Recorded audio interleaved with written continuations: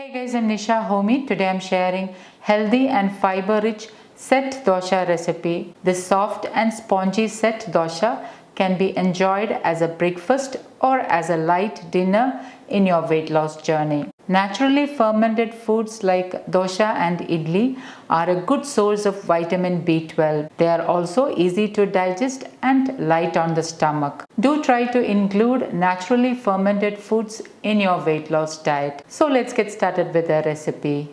Into a bowl, I am adding in 2 cups of raw ponni rice. This is hand pound ponni rice. 3/4 cup black split urad dal. Instead of black split urad dal, you can use plain urad dal, but if you are using plain urad dal, you may need only half cup of urad dal. 2 teaspoon fenugreek seeds, also known as methi seeds or uluva in Malayalam. Add in some water. And I'm going to wash and rinse it a couple of times or until the water runs clear. Once rinsed, add in some more water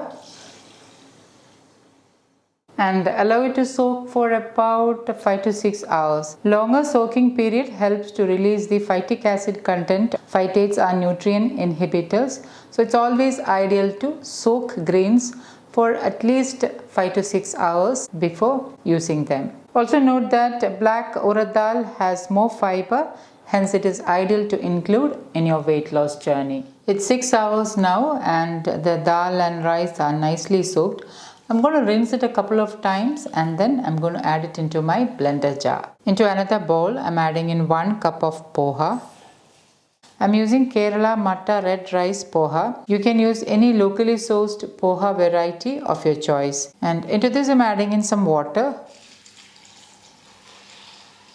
Kerala Matta poha is slightly thick than white rice poha.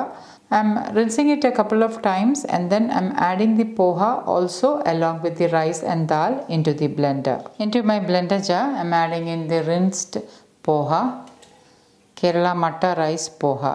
Next, I'm adding in the soaked, washed and rinsed rice and dals. Like I mentioned before, since I'm using black urad dal, it has more fiber.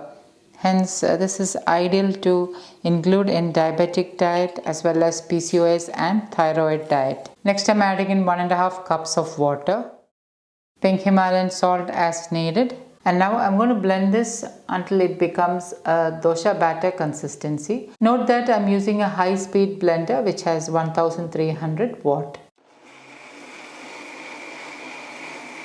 Pour the blended batter into a bowl. With my hand, I'm mixing the dosha batter a couple of times. I'm just taking the batter and squishing and squeezing it.